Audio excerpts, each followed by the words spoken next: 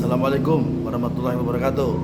Sahabat dan pemirsa, heboh masalah pagar laut yang misterius karena yang terjadi di daerah Tangerang sana, di Kronjo itu, laut kok dipagar dipagar sampai berapa, 30,16 km. Wah, ngeri. Oke sahabat dan pemirsa, sebelum dilanjut masalah laut yang dipagar, mari kita minum air hangat dulu. Bismillahirrahmanirrahim.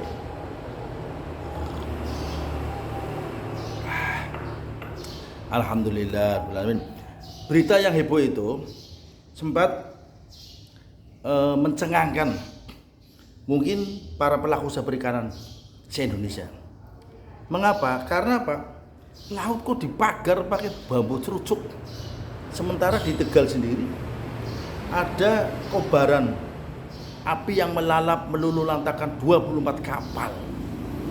Jadi kalau kita berpikir positifnya, misalnya begini, Pak Menteri yang terhormat, cerucuk-cerucuk itu yang dianggap tidak bermanfaat atau mengganggu nelayan, kadang kalau malam hari sering nabrak itu, dipindahkan saja ke Tegal ya, sehingga untuk merelokasi kapal-kapal yang menumpuk.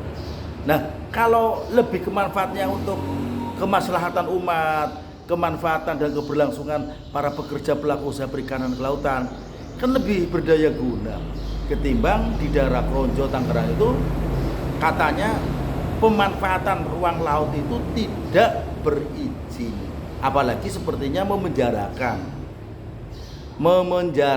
para nelayan. Ini sahabat, ada telepon dulu ya, masuk, saya jelas dulu. Iya Mas Anang, Assalamualaikum. Gih, gimana? Ya, ya.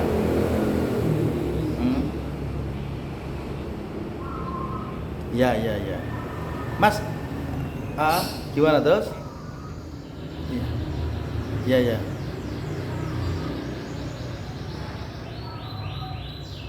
Sekarang udah tanggal 13, 12 ya.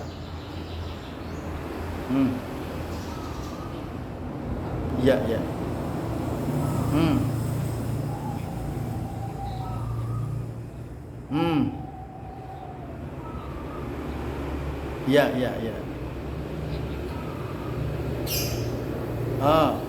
Ke Polsek dulu, betul.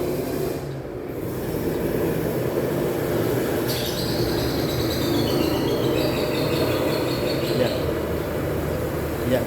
Oke, Mas, nanti saya telepon kembali. Aku lagi gawe YouTube ini, saya lagi rekaman. Tak suara sama malah maju ke sini rekamannya. Bentar ya. Nanti saya ngabari Mas Anang di Sewon. Assalamualaikum. Jadi saya ulangi, tadi ada telepon masuk lagi-lagi tentang persoalan kehidupan kemasyarakatan. Jadi saya ulangi sahabat, kalau di Kronjo itu 30,16 km cerucuk bambu yang memagari dan dianggap memenjarakan nelayan, mohon dengan hormat Bapak Trenggono, Pak Menteri atau Pak Dirjen PSDKP dilimpahkan ke Tegal agar apa? Untuk relokasi kapal-kapal yang ada di kolam pelabuhan bisa digiring ke sana. Kan katanya akan menjadi pengembangan dan pengawasan perluasan kolam pelabuhan baik di Jongor maupun di Belindo. Karena apa? Kapasitas kolam pelabuhan di Belindo dan Jongor itu sudah over capacity, belum muat ibaratnya.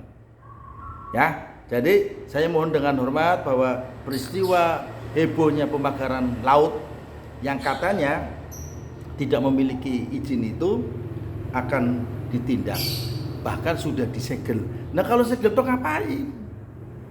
Apakah memang di situ ada pengembangan atau memang akan ada perluasan untuk pik Pantai Indah Kapuk yang keberapa saya nggak tahu itu. Sebelumnya KKP akan mencabut paksa pagar laut tersebut apabila pemilik tidak segera mencabutnya dalam kurun waktu 20 hari. 20 hari terhitung mulai kapan ini? Apakah awal Januari, padahal di sini sudah ada laporan Agustus atau September. Nah, 20 hari. Direktur Jenderal Pengawasan Sumber Daya Kelautan dan Perikanan PSDKP Pung Nugroho Saksono menjelaskan alasan pihaknya tidak langsung mencabut paksa pagar laut itu.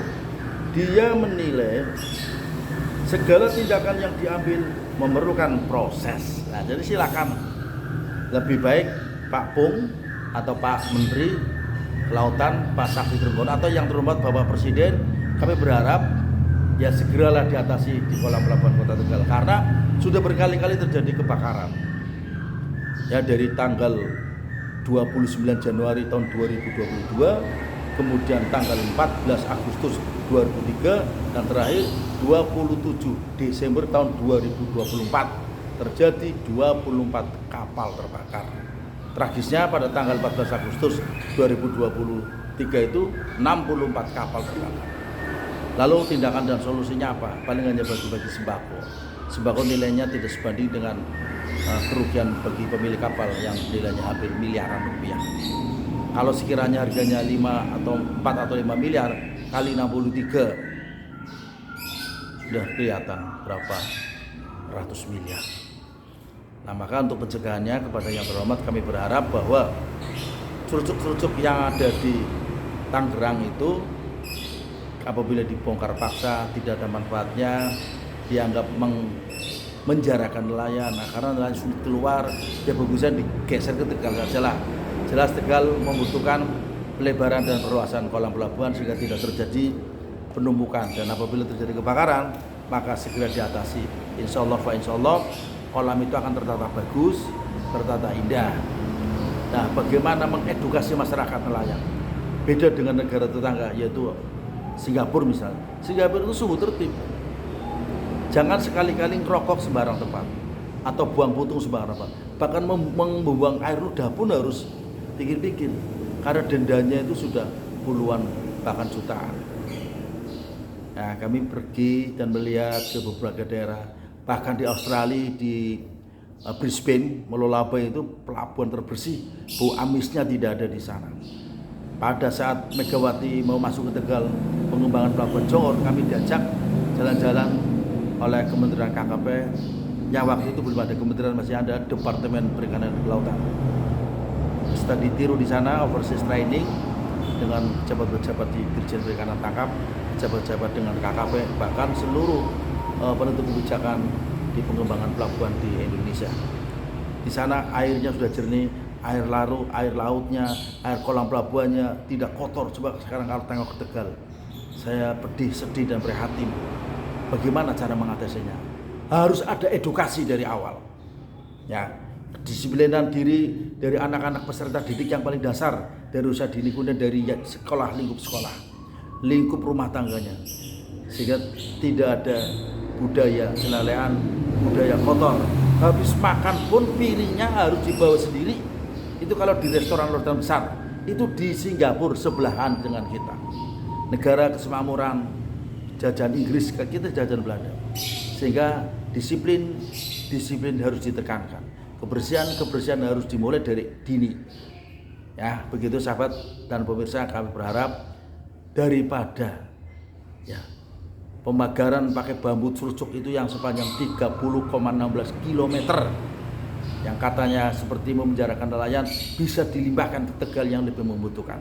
Begitu sahabat, salam nelayan sejahtera, tentunya negara akan menjadi kuat dan hebat. Assalamualaikum warahmatullahi wabarakatuh.